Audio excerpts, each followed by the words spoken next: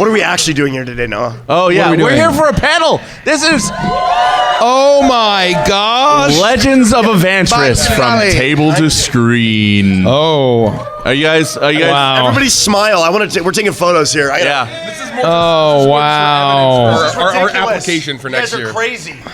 That's a Thank selfie. you. Oops. On a MAGFest, on this a MAGFest Saturday. Yep. You guys ready to go? I'll just kick us off early. Let's Should we? Are you gonna do housekeeping of you can stand in the back and we're gonna repeat questions and speak very loudly? Listen, that's my gig. Oh, yeah. Sorry. Let him do his thing. Listen, I don't have very much to say. He's an old bro. I don't know. Hey guys, welcome to Legends of Avantris from table to screen. This is the panel that you're here for. We're streamers. I don't know if you If you're not here for that panel, don't leave. Or actually, yeah, don't leave. It'll be weird. So just enjoy, sit here, enjoy the ride. How many of you are huge fans of Legends of Avantris? Real quick. Boo. If you're not raising your hand, that's okay too. So people hate watch you, I guess. They do. No, Finally, that's how you know we made it. All of Reddit. So all of Reddit. Yeah. This is going to be huge parts Q&A, very little parts these guys talking without being prompted, because they didn't rehearse this. And I even have a couple of questions from them. However, we are going to call on people, do questions, etc. When we go through questions, we will repeat your question for the benefit of the camera here, because this is being recorded, and we want to make sure that people do hear that. Glad I know that. It'll be on YouTube. If you're not familiar with YouTube, did you find these guys on TikTok? So yeah, also very important thing to say. One, also my disclaimer, I am a lawyer. I'm not yet your lawyer. If you know, and nothing I say up here is for is legal advice. It's for legal information purposes only. This does not create an attorney-client privileged relationship. I represent these guys, not y'all. So the second thing is that when you ask questions, oftentimes people add a lot of context because this is a very important question for you and we want to treat it with the respect that it deserves. However, we anticipate there will be a lot of questions, so we do not need context. Ask your question because your question is incredibly important to us. Your context might not be as relevant to us just getting the question answered, and allows other people to have the chance to ask questions later too. So, all right, I think that I vamped long enough. More of a comment than a question. Well, actually, yes. I'm on Reddit, so I have... Also, if any of you guys ask a question like, what was your plan when you did this horrible thing? Don't. Not that they have, allegedly. Allegedly. Yeah, It's all alleged. Let's go down the line and introduce ourselves. I'll go first because I have a mic. My name's Noah Downs, a.k.a. my lawyer friend. I am a lawyer. I'm a lawyer for the team here. Woo! Noah, hooray, hooray, hooray! I like it. Hooray. And I will not be talking very much. However, if you do like to hear me talk, can I shout out my thing? Yeah. Cool. No, please. If you did all the work for this. Yeah, if you do like to hear me talk, for some reason, I also have my own D&D actual play called Forgotten Paths. If you could download it, I don't care if you listen. I do care a little bit, but it'll be great. So Go listen to it. thanks, Fran. Yeah. Very charismatic. Guys, tell them who you are in case they, for some reason, don't know. One at a time. Oh, me? Yes. Oh. I am Mikey Gilder. You probably know me as Chuckles or Giggles or Pickles or Chukles from Tales of Avantris. That's me. And for legal purposes, everything I say on this panel is a joke, a prank, allegedly, or happened in Be a Silly Seal in Roblox. Yeah. So that is just for legal purposes. Yeah. I'll echo the same warning, I guess. My name's Andy Flynn. I play Torbeck. Yeah. What the fuck, guys? Yeah. No, that was the right response. Fuck, Mike. Fuck. You just got dumpstered. What the hell? I'm Richard Gilder. What I do? I play Grandma Liquor. It's okay, buddy. I also play Grumly Theodore Pug on Uprooted. Theodore. And Classic. for all one of or two of you that have seen our best campaign, I play Red Indigo as well. So Yeah. Yeah. I also play the legendary character Dr. Poison.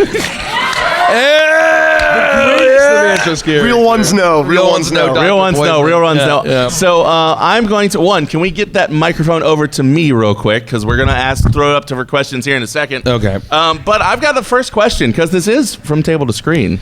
Oh. Are you guys ready?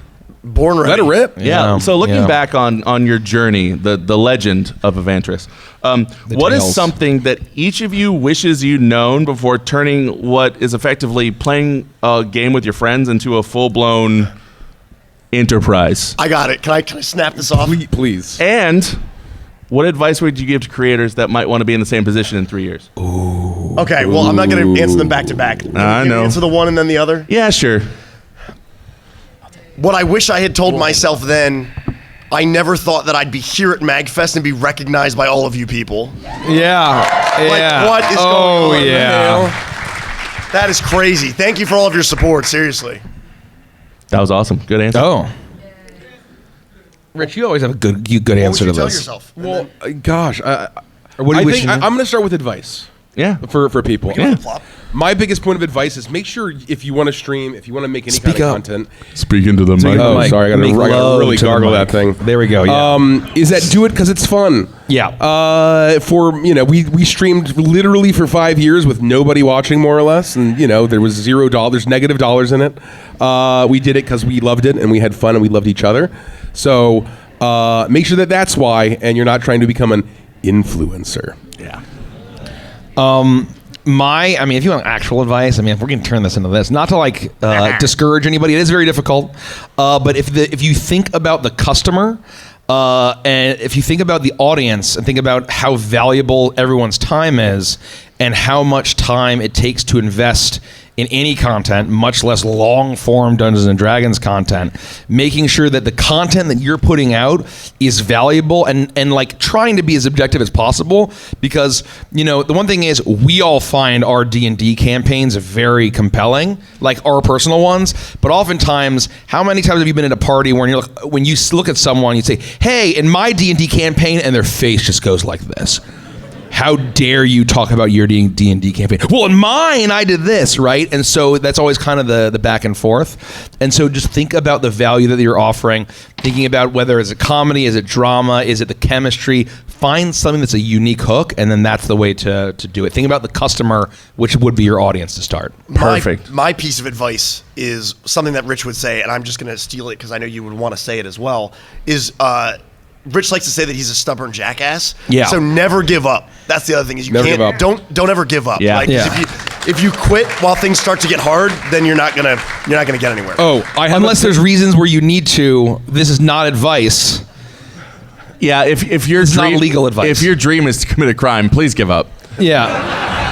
I mean, I don't think I said that. And to answer the first part of the question, I now have something. The one thing that I would tell myself from when I started is cancel your XSplit subscription. That's just $25 a month. That's very funny. OBS XSplit. is free. What are you doing? More You're like X accidentally shit. paying for it for 3 years. What's 25 times 12 times 3? It's a lot of money. Especially when you're making negative dollars. Yeah, you're making negative dollars, so it's just That's how you make negative dollars. that's why you call it X shit. Can I say that? allegedly. Allegedly. If I not sponsored. could go right now and go take a time machine to myself right before we started, I think I would say, "Hey," and I would be cut off, and the old version of me would be like, "Wow, you've really let yourself go." Oh, brutal, man. That's horrifying. That's rough. That's what I think. I would say, "Hey," and then I would just get absolutely dumpstered. No, it would be Yeah. like, oh my God, what happens to us in the future? Yeah. Jesus. Oh God, what happens? And I'm like, you need to go through it for the character development. I cannot tell you. I cannot tell you. Oh my That's god! savage, man. Wow, Holy. that sword has been sharpened, so to speak. Yeah. One more That's for question, sure. then we're going to open up to your questions. So obviously, Avantris has like a really distinct tone. Like you guys have like equal parts chaos and comedy, but also you have some really sincere character moments and work as well. What is that something that you kind of set out to build with intent? Like, did you do that intentionally, or did it just kind of come up naturally through your play and your work together as friends? Ooh, good question. Thanks. I'm a lawyer. Yeah, thanks. I think that it is, or we are very deliberate, and we've become more deliberate in the campaigns that we play, in the characters that we play, in the stories that we tell. So I'm trying to be. Can you all hear me in the back? Okay. You're good? Okay, cool. I want to make sure everyone can hear me. And so we become more deliberate, but I think the balance of humor, and then in certain campaigns it's mostly humor, but in the campaigns like Stardust Rhapsody Anthem, watch it if you have not. It's our best one. It's our best campaign. No one's seen it. It's where the balance of comedy, of drama, of we are weeping. It's the first time that I think most of us have wept at the table. Even Curse of Strahdanya, we didn't get that intense of action intensity. I think it's become second nature to us. And I think that I think it's the variety that we have, and we're seeking all of it, and a good story, especially with the tone that we're trying to tell, has great comedy, can have moments of horror, moments of drama. And so I think that that's just something where the more that we've craved really good stories, the better we've gotten at telling those stories. Love that. And I'll layer on. I mean, I think that, like you said, the word sincerity, right? That's sort of being sincere and genuine is kind of one of the cores of our brand. We're not setting out to do comedy, right? Like, we didn't form around and start streaming to like tell jokes online. And I'll never forget during Crooked Moon, we went to a convention and someone said, "Why are you guys doing a folk horror book? You guys are a comedy troupe." And I was like, "What in the?" And I thought about it, and it's like, we just. The comedy comes out naturally just because we're being genuine friends, and so do the serious moments, and so do the dramatic moments, and so we're just sort of. It all just sort of flows out of us, and I think that's part of what makes us compared to the other many streams out there. Derek said it once on another panel, and it's that half the time when we are being funny, it's just because we're trying to make each other laugh, right? Just as being a bunch of goofy friends. Yeah. So it is organic. It does come out naturally, and I think it's all a byproduct of just wanting to tell good stories. What's really funny is that Derek's not here, so you could just say that. That's what I was going to say. Why would you ever give him credit? I'm going to give him credit. As the lawyer, you don't need to. Okay. Hey, Andy said that. Noted. Andy said that. All right. So y'all, I'm sure you have questions. If you have a question, I'm just trying to gauge. Raise your hand if you have a question. Okay. Hey. Good. Okay, reasonable. We're going to have you guys start off in groups of 5 coming up to this area. That way, these people can still see. We don't have like a line in the middle. So we're just going to work our way back here. So 1, 2, 3, 4, 5. We'll get to you next. Okay. Nice. Yeah.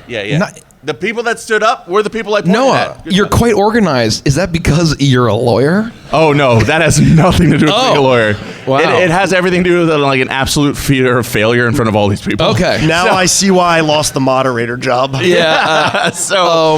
All right, so I fail in front of these people every day. Yeah, but it's funny when you do it. That's fair. Okay. Yeah. Go ahead. Is that mic on? This mic is on. I think they need to move out of the way of the camera. Oh yeah, the camera's right there. Perfect. And if it will just be, Go ahead. We'll repeat Ask the your question. question. And we don't need context. First of all, love you guys. My question is, was that a wild gorilla on the loose?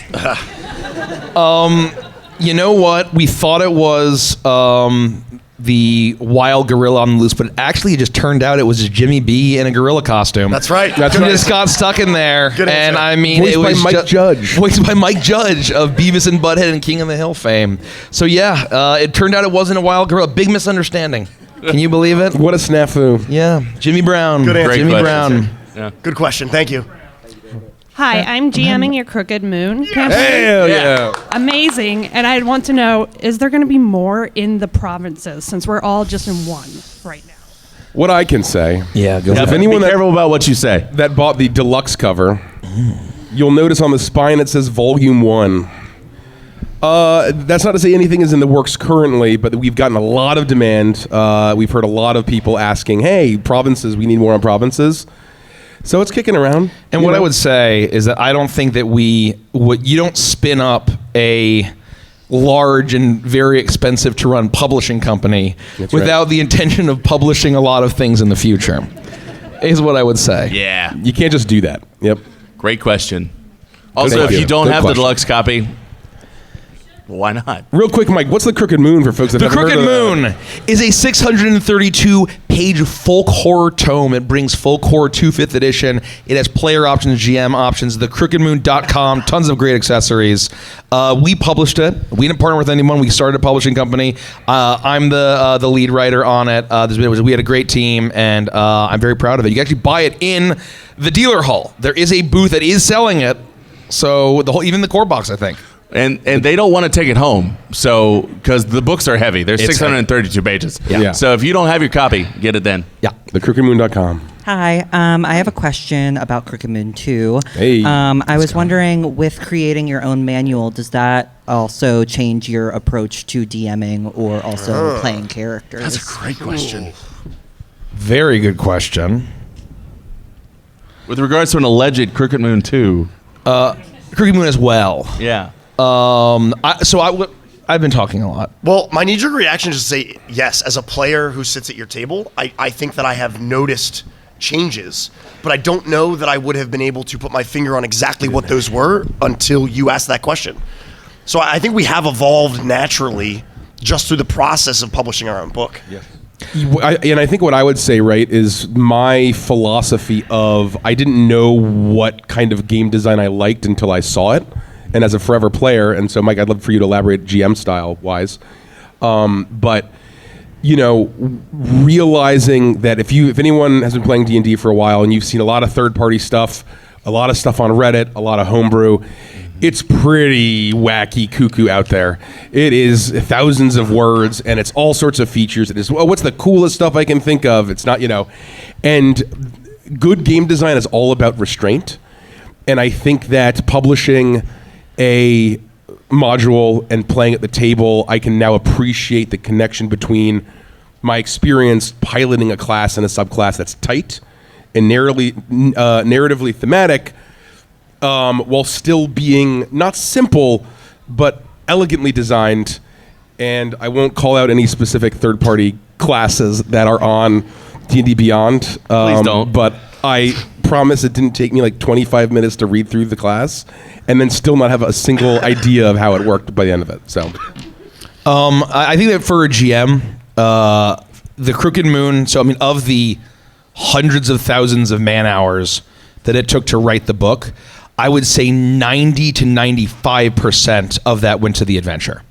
350-page adventure, adventure path, adventure campaign, whatever they're called these days. That's a campaign, man. And I think that it helped me kind of realize how important it is to be tight, condensed adventures and have more things happen. And I think that, that philosophy started with our Patreon campaign, Shroud Over Saltmarsh, where I think that like every session things are happening and the adventures are tighter, there's less meandering, and there's more driving. And that for me is the advice in the book is to drive your players, and the book is driving you as a GM. And so I think driving the players to, some might call it railroading, but you don't have to railroad them. The players, you can just trick the players into thinking to do what you want them to do. But I think that really driving it and making sure that there are things that are happening and the story is moving forward every episode, or character moments. I actually kind of want to chime in here too, because obviously I've been doing a little bit of writing, but seeing you guys through this writing process, and also seeing you guys evolve over time, because we've been working together for years now, is been really fascinating, because I think that you are creating more options for the player in your writing, which allows you to think about new things when you're laying the tracks in front of you as you GM.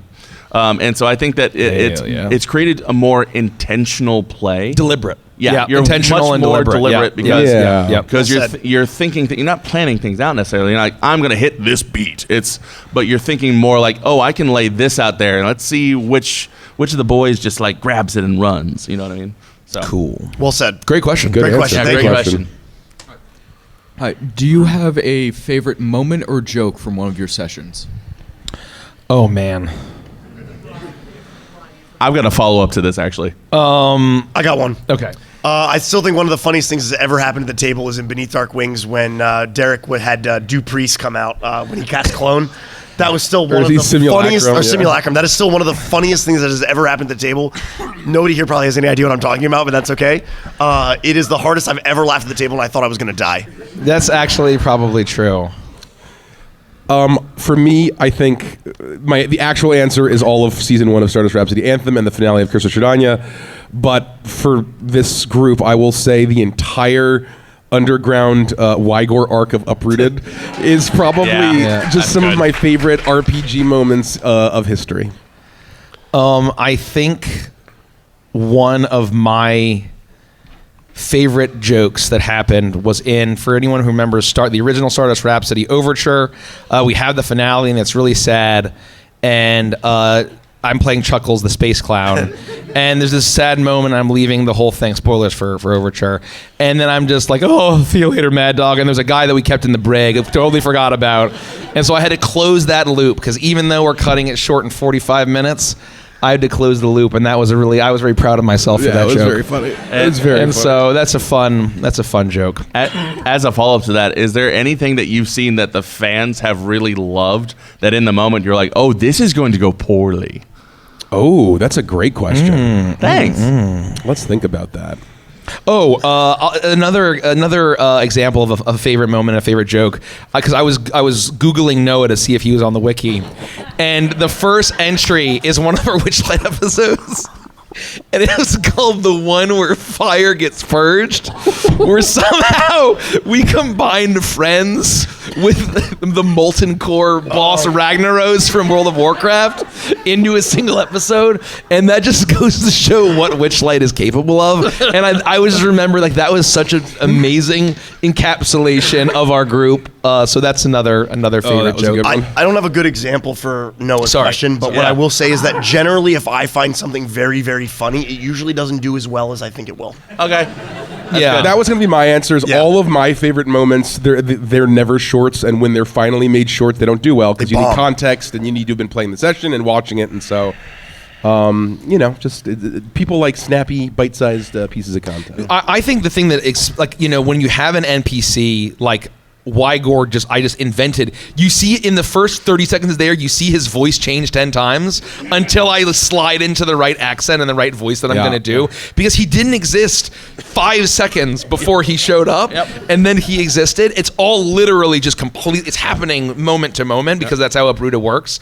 And so that's become this like huge thing, and it's like Shucharu's favorite character, and like his desire to animate Wygor is so intense. He designed Wygor. What? He designed Wygor. Yeah, he designed Wygor. Like, Shucharu and designed Wygor, and it's his favorite thing to do. He literally just posted fan art like yesterday. It's amazing. And so, that has gotten away with from, where I had, you don't expect that sort of thing. It just happens. If I had to pick a specific favorite moment, I said the whole arc, but the whole bit where Jean-Claude is worshiping literal God because he's Simon Belmont and Grumley is a Heck Knight, those were good times. That's great. All right, thank you so much. Appreciate it. Thanks a lot. Thank you. Hi. What advice would you give to a first-time DM running the Crooked Moon? Read the entire. It's a lot. 632 pages. I would say read the 350 pages of the adventure 3 times, front to back. That's I over think 1,000 that pages. It's very deliberate, and unfortunately, we weren't able to be like 350 freaking pages, where like there is information that we had to include, like in running the adventure, or like the intro chapter, where you need to remember all the way through. And so it's not set up, oh hey, remember to foreshadow this. There are things that like are built out that are set up, and it says, oh, and there's feedback, oh, I wish there was more like given moments to deliberately foreshadow. And if we had when we actually had planned on that, but the book would have been over 1,000 pages, and we physically can't print and ship that. It's already like a bludgeoning weapon, and like the amount of allegedly. It's not allegedly. And so I think that making sure you read it all the way through. Although and my personal recommendation is that we added the final chapter, Moonfall, which takes you all the way to 20. It's very fun. It's a boss rush. It gets very epic and Majora's Mask style, like moonfalling and all that, which is cool. But I always kind of say, if you want a full cathartic, full core experience, don't do that. End at the epilogue, and then call it. So that's my advice. If your party's like, hell yeah, we're gonna, screw evil, screw the old faithful, we're gonna punch them in the face, heck them, like, then you can just go all the way through. And so really it's just, but if you want that super thematic, I would say end at the epilogue and then have that nice poignant ending. Good answer. Great answer. I will layer on, I think have all of your players read the introduction to the book.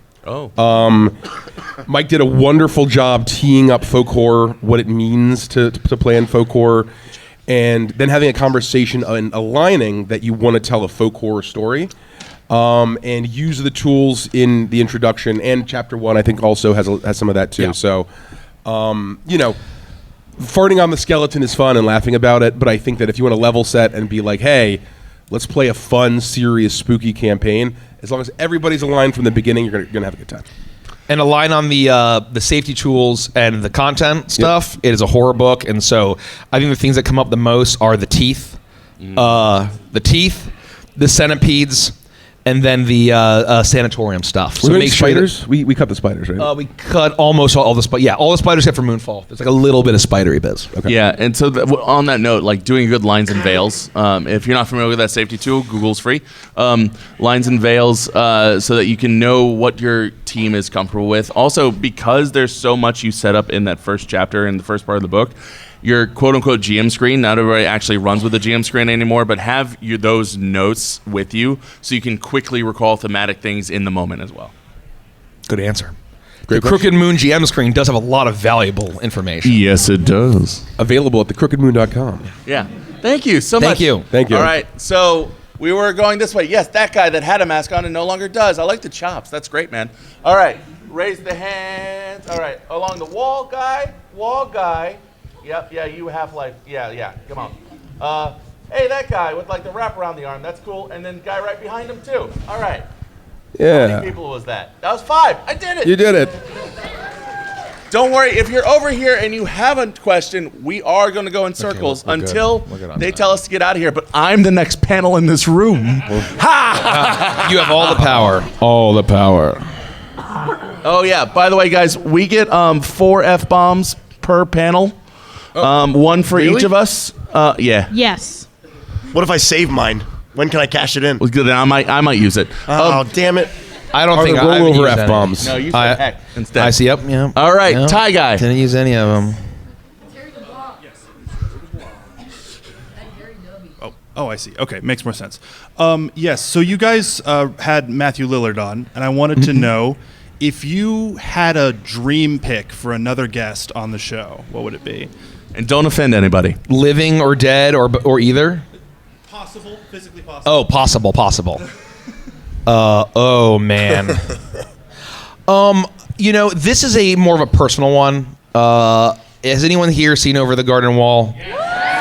And if you know Over the Garden Wall and you love that the music is wonderful, Josh and Justin of the Blasting Company have become wonderful friends. They did all the music for Over the Garden Wall. They have also done all the music for the Crooked Moon. In my opinion, it's their magnum opus. I think it's wonderful. I think having them, because they just started playing D&D because of Crooked Moon, so they started, I think for the holidays, they were starting to run, like they did character creation and started running something. And so I would love to have Josh and Justin, just because they are such wonderful creative minds.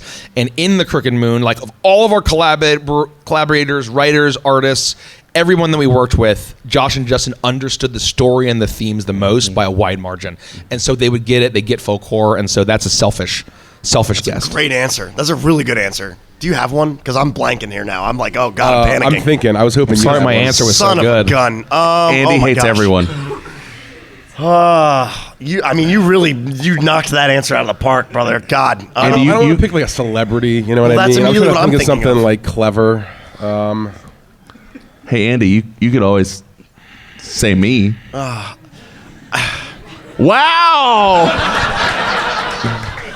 I pick no until I think of a better answer. Yeah!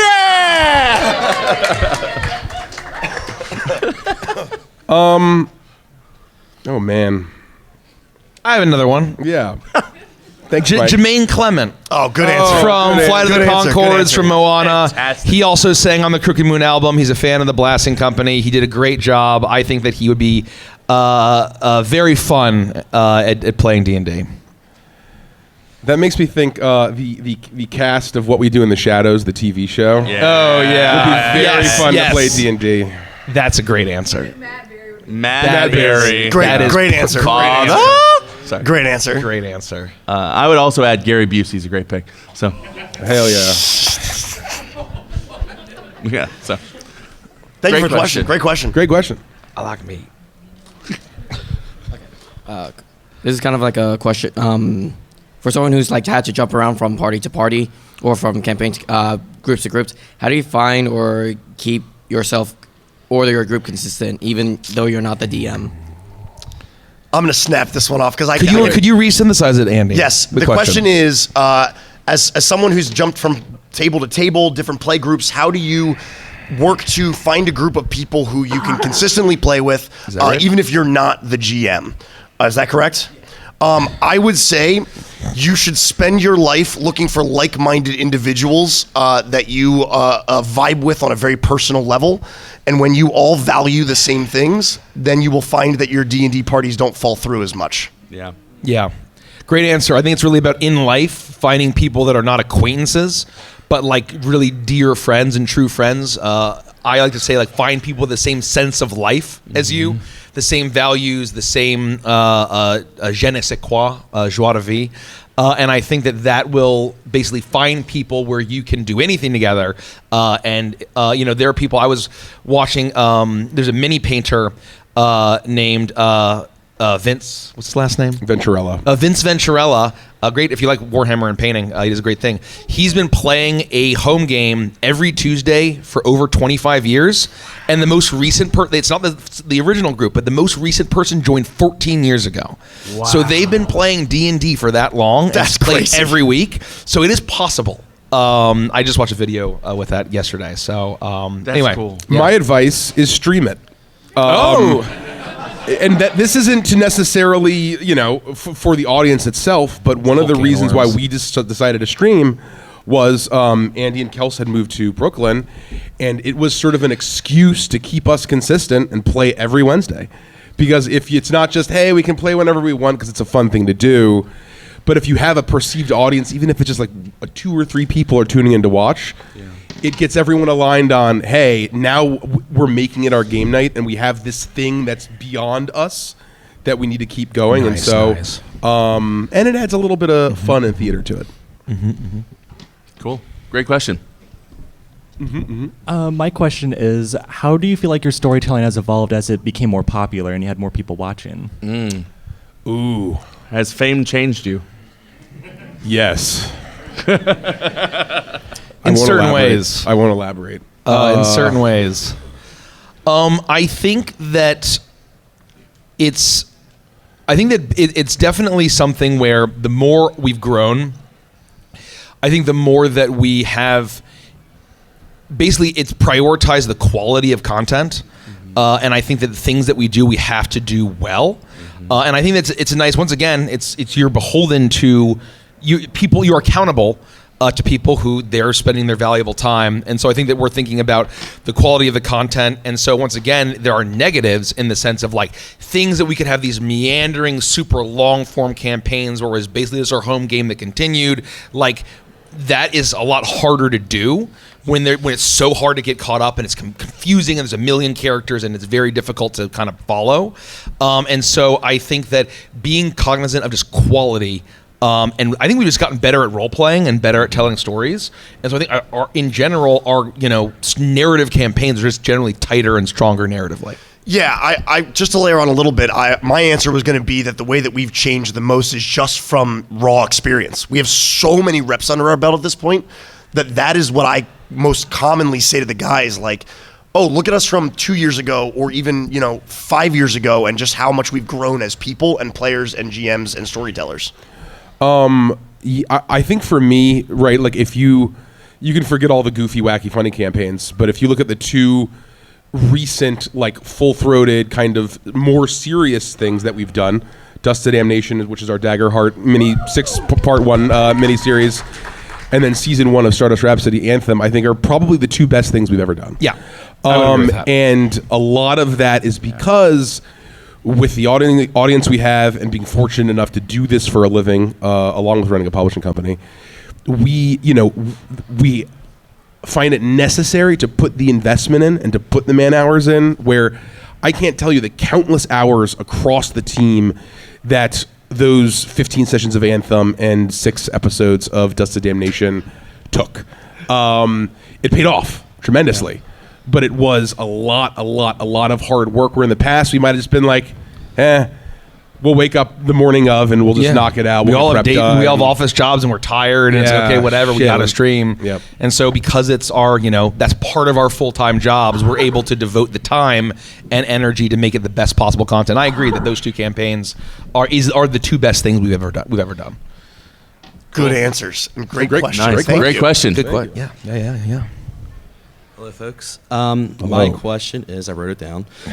Will there be opportunities for live engagement with fans in the future, either at a future MAGFest, any convention, or online? I think you can probably count us at most Gen Cons and PAX Unplugs in the future. Yeah. I think that's pretty much guaranteed. I think Gen Con and PAX Unplugged I think we can safely say those are the two cons to go to for fan engagement. We have a wonderful Patreon where you can ask questions on stream. We have a book club where you can, you jump in a voice chat with Nikki and all of the other folks that read books. Readers. I don't read books. Are you kidding me? And I played Newgrounds Dating Sims. In terms of like other events, we generally do like allegedly photo ops and like signings at the beer conventions, and like they're not to say that we might not do that here next year, but generally at Gen Con and PAX Unplugged we will do fan signings and photo opportunities and stuff like that, and that's like the best chance to like come say hi. And whether we do live events or not, who knows? Maybe at one point in our lives. And our goal for MAGFest next year is to have a bigger room. Hell yeah. And one way that you can ensure that is on the guidebook app. Some of you may have the option to click 5 stars for this panel. Rate this panel 5 stars. Well, yep. And you can also rate it multiple times. Yes, you can rate it. You can allegedly rate it multiple times. I love cheating. That's right. Exploiting, getting an advantage on the players. Cheating is based and grinding is That's cringe. not cheating. That's using the system. So, any other answers to that question? No, that's it. Fantastic. Thank you. Thanks a lot. All right, I've got a question while we get the next 5 folks. I'm going to let you stew on it for a second because it's deep. So basically, MAGFest as a whole brings in a lot of people from different disciplines, such as video games, tabletop, music, speedrunning, etc. What influences have you guys brought into Avantris from non-D&D sources that really kind of inform your play? And while you think about that, I'm going to pick the next 5. All right. Who wants to go first? What do you guys? You have thoughts? Yes, I have thoughts. You, and then that guy back there with the glasses. I have thoughts too. Don't worry. Yeah. So that is 5. So that is 5. I have an answer. I think I have more. Most of my influences are outside of the D&D and tabletop space. When I started a campaign, the first arc was my love letter to the HBO series Deadwood, along with Banjo-Kazooie. There are elements of Professor Layton as well, one of the greatest video game series of all time. And also just the sheer amount of video game music that I was very much inspired by, and then I used before we started streaming, and then afterwards, unfortunately, allegedly, Noah. It's fine. It's cool. I definitely did not use any music that's on stream that is owned by Walt Disney Company. None at all. And so, and there were some motifs of where in Prime, for anyone that knows our Prime campaign, the theme song of Jean Descalais from the Professor Layton series was used as the theme song for our Big Bad Vampire character, and it worked to tremendous effect. So a lot of, once again, music and gaming. MAGFest has woven its way into the DNA of everything I've DM'd. I will say, as a slightly different answer, specifically with MAGFest, is that the people that we have met through this convention, through the years, the different ways that they think about art in general has influenced me personally just by being exposed to different lenses of thought is essentially what I was going to say. Because we all dabble in music a little bit, but we're not musicians. And then when we get to talk to these people who put on these amazing concerts and work on video game music and things like that, it really puts a different perspective into art in general, and I appreciate that. I was going to say the music thing, but I'll change my answer. I think seeing people, kind of similar to what Andy said, these groups, these bands have their thing and work and hustle so hard. I don't know if anyone saw see Mega Ran last night, but the themes he sings about of working hard and achieving your dreams is so, you can see it all throughout MAGFest. Yeah. And so that's very inspirational. And I will say, MAGFest is where I played my very first non-D&D TTRPG ever. Wow. Yep. Where I don't think I knew that. Yeah. So, Pathfinder. We demoed Pathfinder. It was me, Mike, Nikki, Scotes, who was in the first few episodes of Prime, and some poor con rando. And we like almost immediately, there's a very little RP. We like jump right into combat, and this poor guy, Nikki does some sort of like color spray or something, prismatic something as like a goblin sorceress, and it stuns all of the enemies and the random con guy. And so the rest of us spend the whole combat, we're having fun, we're rolling dice, and this person just failing their saves the whole time. And so anyway, I learned Nikki that I ruined love, the guy's fun. Yes, but I learned that I love RPGs in general and not just D&D and MAGFest. Yeah, that's good. That's awesome. Yeah. Cool. That story's amazing. It is. All right, AEW. All right. Sorry. Yeah. So I was super lucky to hang out with y'all at Anime USA once, like a random bunch of tables and everything. Oh, yeah. And it Wow. actually kind of leads into that question, or what you're talking about, is what are some of your favorite random table moments when like you've just jumped in with like strangers or people you don't really know? Ooh.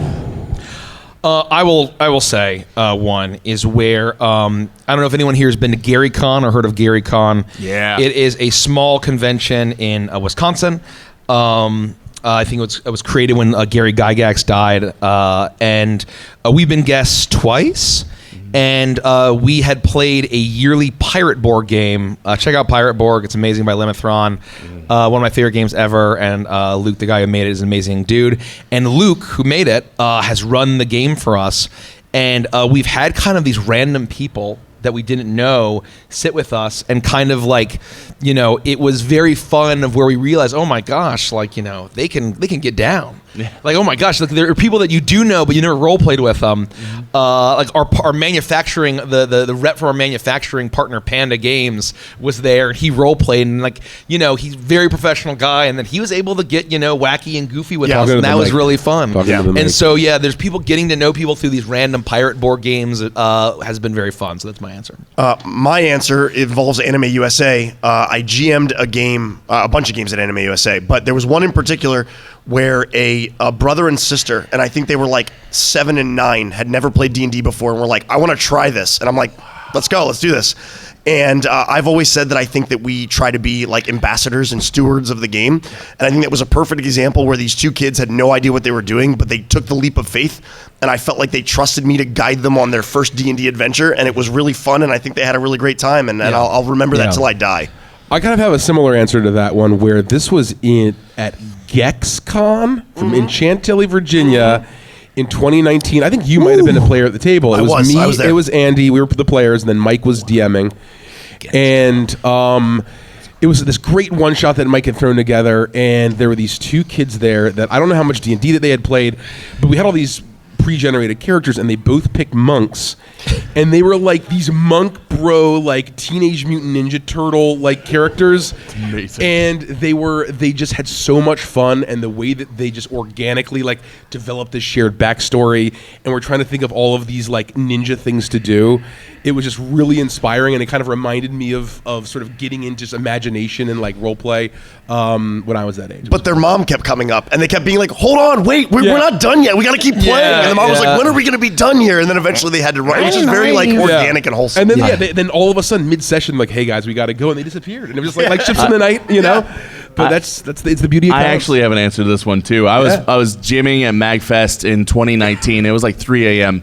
And my buddy Labrizzi said, "Hey, I've never played D&D before." And I was like, "Oh boy, I've got this one shot called Thousands of Orcs," which makes sense. Does what it says on the tin. And so, but we were halfway through playing. It was like 4 a.m. at this point, and all of a sudden, like a fever dream, those really tall Muppets, the Meeps, that go like, meep, come walking in, 4 of them, and they just circle us. And what the hell? And they're standing there, and like we're just like, okay, are we all on the same drugs?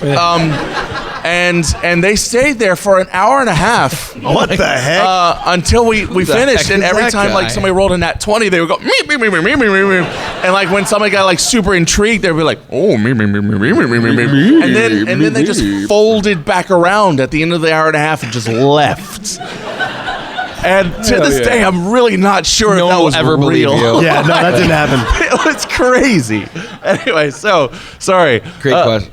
I love your dress, by the way. Thank you. Thank you.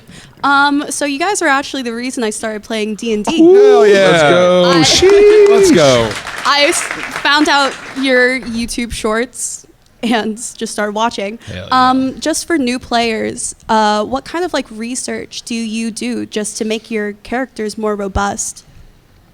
Oh man, I could He's talk about this Research. for 38 hours. We have the patented Avantris character creation process. There's lots of stuff about it online, but part of that process is basically distilling your character down to a core central theme.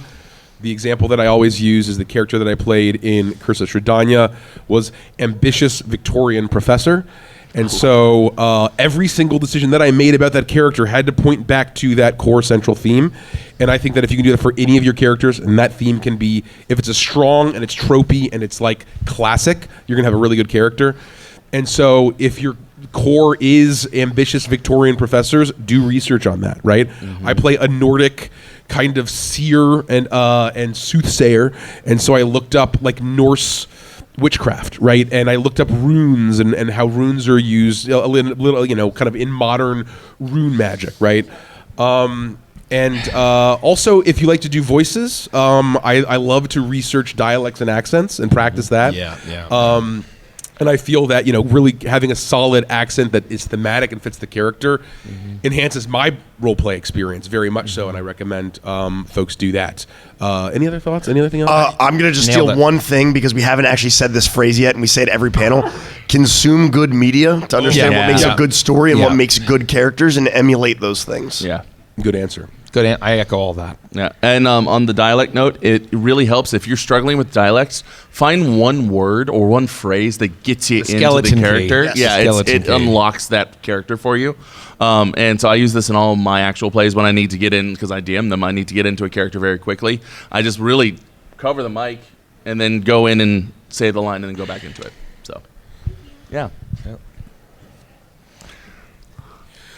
Quick plug. I'm about to jump into the Patreon, and I'm really excited to check out the Warhammer Fantasy stuff. Let's go! Yes! Let's Warhammer go! Fantasy! I really hope you guys do 40K in the future if you haven't already. So looking forward to the they say possibility. Rogue Trader's good, so you never say never. Never say never. My question to you guys is, I was very curious, what's the one thing that got away from you? The one that got away, the character idea, the plot hook.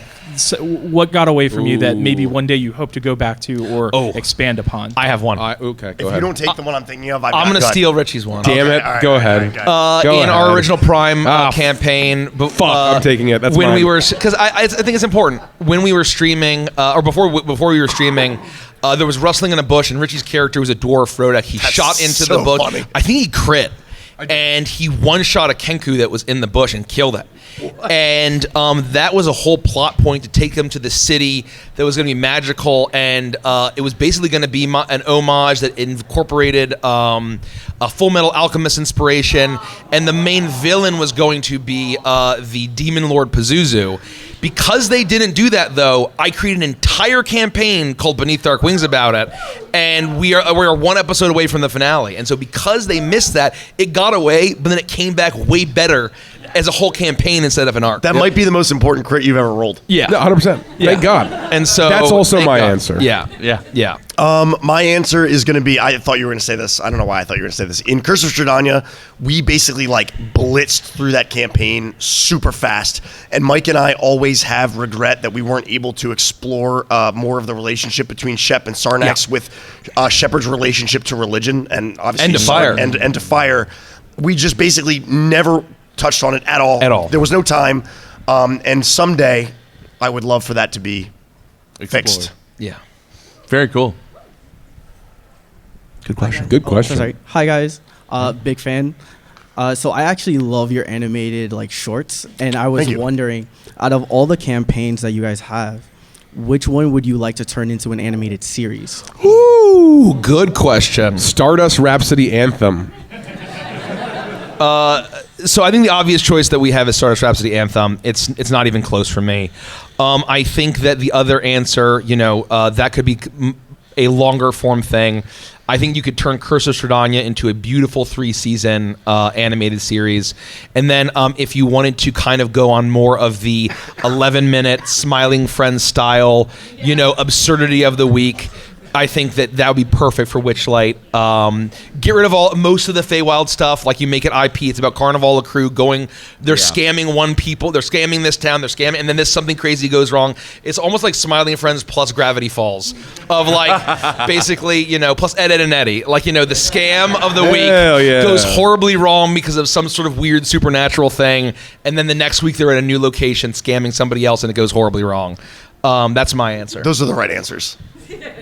Yeah, no, those are the right answers. I'll piggyback on that. If other than the current animation style that you have, what animation style would you like to have?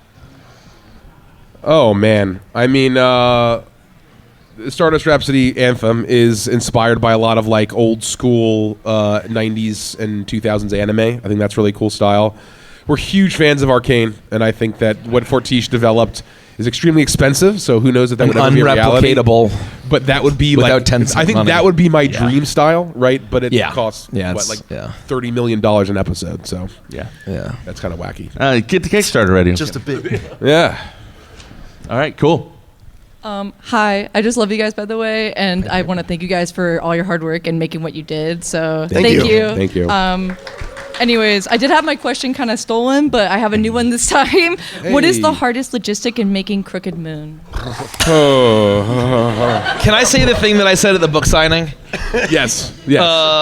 So I said this at the book signing. Someone talked about it, and I don't mean to be hyperbolic, and I don't mean to discourage anyone. When we were like working on the Crooked Moon initially back in 2022 and 2023 when we launched the campaign, when we were thinking about what it could be like to actually make a book and do this whole, in my worst nightmares, I had the worst case scenario, worst nightmares, worst possible case that I could possibly imagine. The reality was about 10 times worse than that. And I'm not kidding. It is not an exaggeration. It was extremely brutal. And I think the logistics are probably the hardest part. Do you want to? I think what I would say it was true agony from start to finish. And I don't think that's hyperbole. But in terms of certain things that are logistical, dealing with international government bureaucracies is a living. I'm never going to recover. Andy will never recover.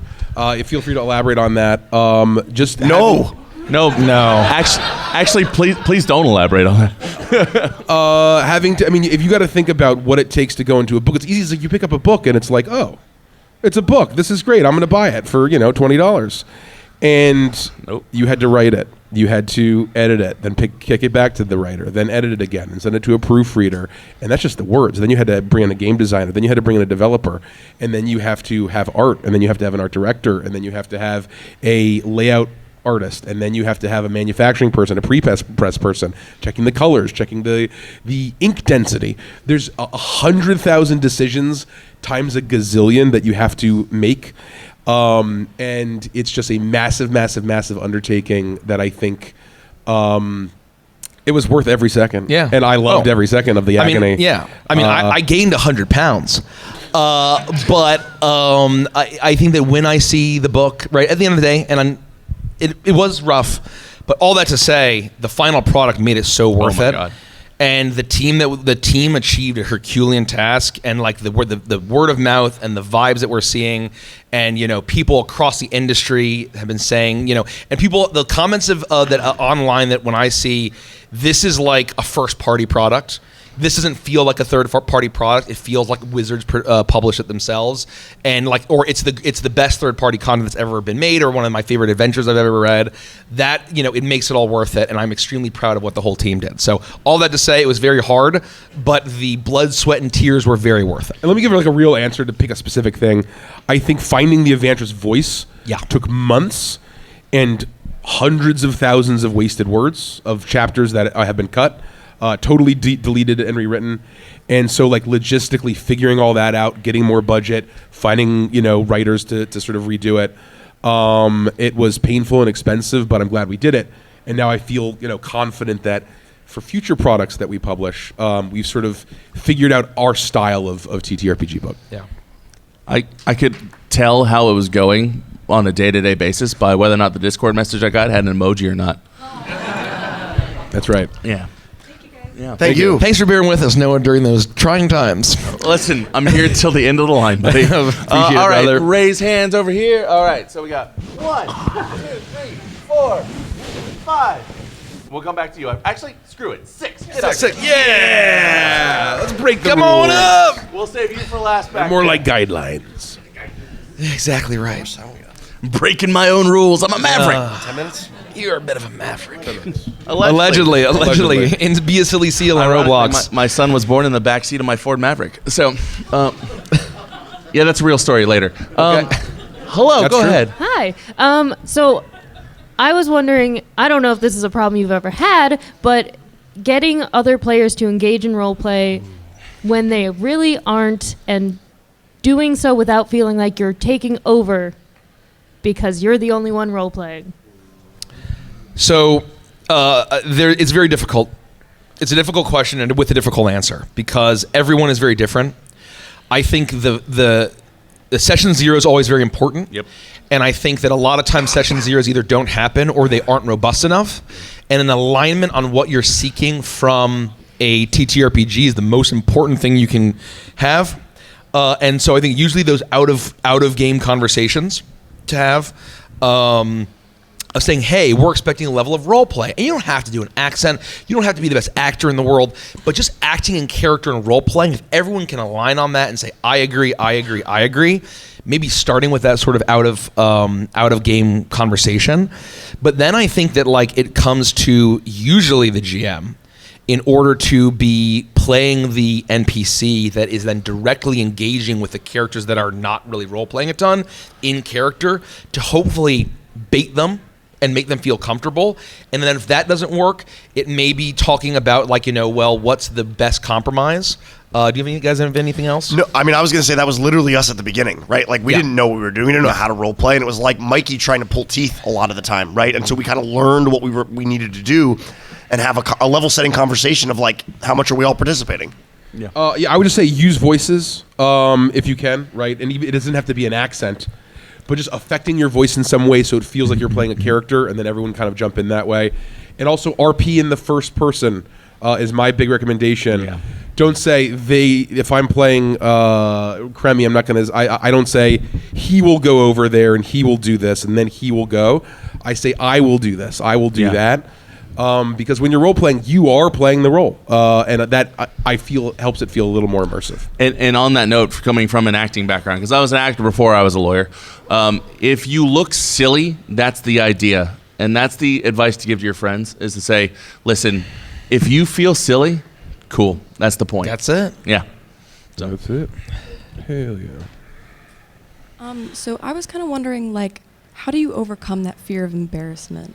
Oh, great follow-up question. Wow. It's how do you Perfect overcome fear of follow-up. embarrassment is a fantastic question. Lack of shame is good, Not being able to feel shame.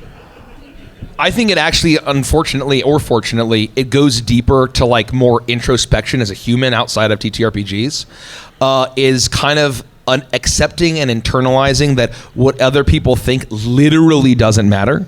And in the grand scheme of life, like, you living for yourself and living for your values and prioritizing yourself in a healthy way, I think is a key aspect. And I recommend that for everyone in life, but especially for role playing.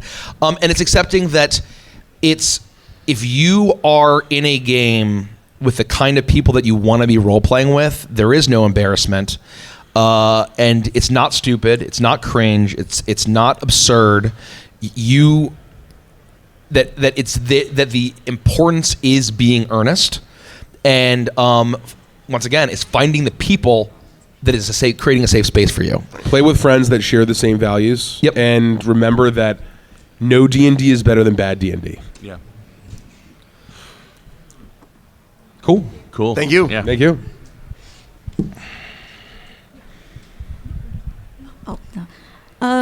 Do you intentionally make real life references to places you've been or from, stuff like that? Just as a shout out to that place. We reference a ton of stuff. Yeah. We reference, I know that like we talk about Ocean City a lot because we, basically grew up down there. Yeah, I guess the answer to the question is yes. Rainforest Cafe. Yeah, Rainforest Cafe. A lot of Rainforest Cafe. Basically those kind of fun references. Not like our local, pizza joint, but things that are more relevant than people might be able to understand. Like chain idiosyncrasies. Yeah. You would say. Well, yeah. Yeah. Okay. Cool. Cool. Yeah. Good. Great question. Great question. Thank you. Well, hi. Have you ever considered making a video game based off of one of your campaigns and/or a unique story? Have you ever considered making a video game, gents? Yes. Yeah. And yes. Yeah. Who knows if it'll happen? But I love the idea. Yeah. And D&D video games are doing pretty well lately. Yeah. So Never say never. Never say never. Would you guys purchase and play an Avantris video game? All right, now we just have to multiply them by like 1 million. Yeah. And we're good. Did you say dating sim? There it is, Mike. There it is. Not a bad idea. I heard the words dating sim. Not probably cheap to make. Not to talk shop, right? But I think that just kind of to elaborate a little bit is of where the potential audience of video games versus tabletop games is more than an order of magnitude. It's times thousands, hundreds of thousands, and so you'll find these games that have tabletop. I think, but then they'll find tremendous success by taking the world and putting it into a video game. There was some video game that people were playing. Wasn't it Tainted Grail? Like the world of Tainted Grail that started as a board game by a French studio, Studio Gate. Or no, they did the RPG. But it was a board game. And then Awakened Realms was the board game. And then they started, then they had a TTRPG, but then suddenly it became a video game. And then hundreds of thousands or millions of people were exposed to the world. And so I think that is an obvious choice. Yeah, I think we've seen some really popular indie games be made into popular video games before. Like, for example, Baldur's Gate 3 is based off this really small game. Yeah. Very small. Yeah. So, great question. Thank you. Hi. As an artist who's been deeply inspired by a lot of your work, I am curious, has there ever been pieces of fan art that just fully change your perspective on either a character or a moment or something? Great question. Have you been moved? Oh, absolutely. 100%. Absolutely, without a doubt. Especially fantastic. I mean, there was a piece of the finale of Curse of Shredanya that was like this beautifully painted scene, and it's like it was pulled right out of my head as I imagined it. Wow. What are some other examples? Well, I was going to say, we regularly, in our Discord that we have amongst the 6 of us, we will just send pieces of fan art like, oh, did you see this? Oh, did you check this out? Yo, Richie, you got to see this thing, right? Yeah. So, we are definitely making sure that we're all seeing the ones that, really move us for sure. Yeah, and I think that there's times where, there's been a fan art of characters, and obviously it's more of it's not we're going to change it because of this, right? But I love seeing fun takes on characters that are really fun redesigns. One example, not to play favorites, but is top of mind, of where they drew Jericho, but they just kind of redid his face where he's a little less like a Mumu from League of Legends, and he kind of has a little bit of a beat going on with his little flap, and that's such an amazing choice that I didn't think of, where it's actually of going forward, I might be thinking a little bit more about that sort of very intentional decisions that the artists may not have made. Great question. Great question. Thank you. Speak of the devil. I know this person. As Avantris Entertainment has grown, is there new pressure to conform to trends in the tabletop industry? And if so, how do you maintain your originality? Ooh. Great question. Yeah. I would say someone in our position might feel pressure, and that there is economic pressure. There is audience demand, right? In general, we have not bent to any of that.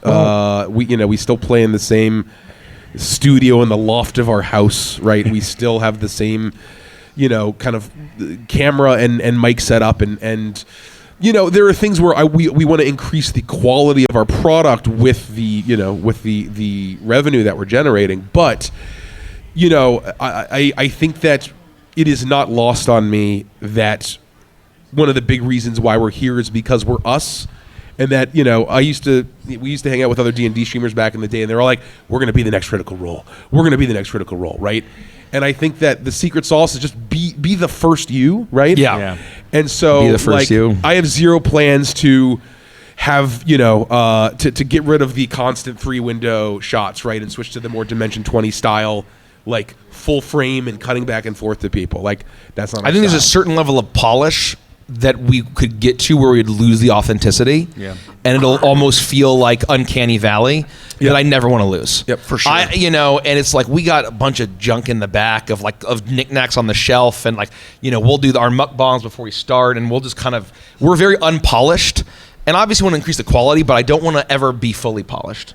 And I think that we are willing to make decisions that might potentially turn off certain fans, and I think if you are aware of Stardust Rhapsody Overture into Anthem, that decision didn't sit well with a lot of folks, but we did it in full confidence and believe in the decision, and I think that sort of we're guided by our values and not necessarily external factors. And then when it comes to publishing side, right, as we've built our publishing company, there are fortunate and unfortunate realities of where the Crooked Moon I'm very proud of.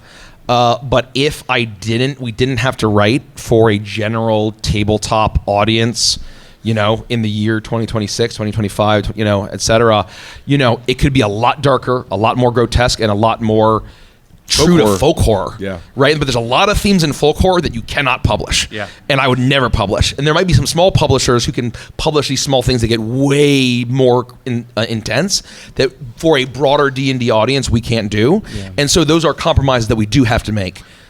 I will also say, just as someone who's worked with this team over the years, I represent a lot of clients in the industry, and occasionally I'll come to them and I'll say, "Hey, have you thought about this? Hey, have you thought about this? Hey, there's this potential opportunity," and they have turned down or said no thanks to more of those because it doesn't fit with the underlying ethos of the company. These guys, what I will say for these guys is they know who they are, and they're going to stay there because that is where they want to be, and they're grateful for all of you for being along with the ride for them. Oh, yeah. Couldn't have said it better. Thank you, everyone. So, go ahead. Hi. Actually, my question's a little bit related, but I wanted to ask for this opportunity if you had any specific tabletop systems or even board games, video games that maybe you would want to play all together, but it's difficult mixing content creation versus also just hanging out. Like maybe it wouldn't be easy to film. Maybe the audience wouldn't really care for it as much. But something that calls to you that is it'd be cool if we could do that, but the effort's too much. The things that hit the cutting room floor in that regard. Magic the Gathering. Yeah. We got into it very recently in June. It is terrible for content. No one horrible wants to watch for it. streaming. It's horrifically boring unless you are playing. And so I would love to find a way to make it content. It'd be a ton of work. It would only work being heavily edited, and the juice isn't worth the squeeze, right? But that would be a lot of fun. Pack openings. Yeah, that's true. That's good content. I want to play more Warhammer: The Old World. Yep. Yeah. Which I know you guys do as well. The tabletop war game. Yeah. Pushing guys around. We did a lot of painting and building. God, was it 2 years ago already? Jesus. Yeah. And I would like to get back to painting and building and actually learning to play the Old World because I haven't played a game yet. When it comes to video games, I just want an excuse to be able to play video games, because I don't have any free time. So if I could do it for content, that'd be great. Just one thing that's just top of mind of recency bias is I've kind of gotten back into the idea of playing a Pokemon Nuzlocke. Oh man! And Andy and I have talked about doing a multiplayer Soul Link Nuzlocke, and so I have no idea. I only want to play a ROM, like a ROM hack I just don't know how that. An alleged ROM hack. ROM hack. I would never do ROM hack. I would never do that. Yeah. I would never do that. Jesus Christ. I would never play ROM hack. I would only play the official. Yeah. No mods. No mods. I don't do mods. That was a joke in Be a Silly Seal in Roblox. Thank you. Great question. And I had one person. Yes, that guy. You're the last. Come on, you two. Last two questions. Thank you. We're going over time, but I'm in charge. All right. Thank you for your hard work, Noah. Yeah. Thanks, man. What is your favorite anime or TV show? Oh, my favorite anime of all time is Cowboy Bebop. But if I had to pick something more recent, I'm a huge Demon Slayer fan. Nice. I think Cowboy Bebop is probably objectively the correct answer, along with Full Metal Alchemist Brotherhood. Yeah. A TV show in general, we always talk about it on stream. This is not a recommendation to watch it. Massive content warnings, look it up. But the series Deadwood on HBO is one of the greatest series ever made. And then I would agree, Full Metal Alchemist Brotherhood, and then the manga Full Metal Alchemist. I think it's one of the greatest stories ever told in fiction in the history of mankind. And then obviously echoing everything, I think season 1 of Arcane is one of the greatest works of art in art. I did not care for season 2, but we don't need to get into that. But season 1, I think, is one of the greatest works of art. I will say for me, because I'm up here too. You're here. TV show would be the Pokemon, like especially the original. But yeah. movie is one that almost none of you will have heard of. It's called Venus Wars. It's a fantastic anime movie. Okay. Late 80s. You can only find it on Blu-ray like occasionally now. So great question. Great and question. last question. So I just want to know, through your campaigns, what was your favorite character not to play as, but to play with? Briggsy the Cutlass Cratch from Edge of Midnight. Or Hazelnut from Uprooted. Hazelnut is a favorite. Derek was born to play Ziggy in Anthem. Ziggy Woog. He's a joy to play with.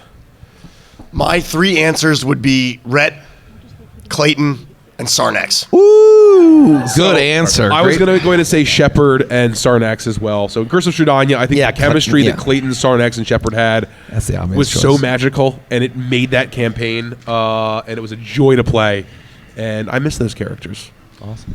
All right, guys. Well, that was the last. Where can the people find you guys, in case they don't know? TheCrookedMoon.com, but also Legends of Avantris on all social media. Cool. And download Forgotten Pats. We love you. Thank you for being here. Thank you for your support. Enjoy your MAGFest. MAGFest. A huge round of applause for Noah for being our host.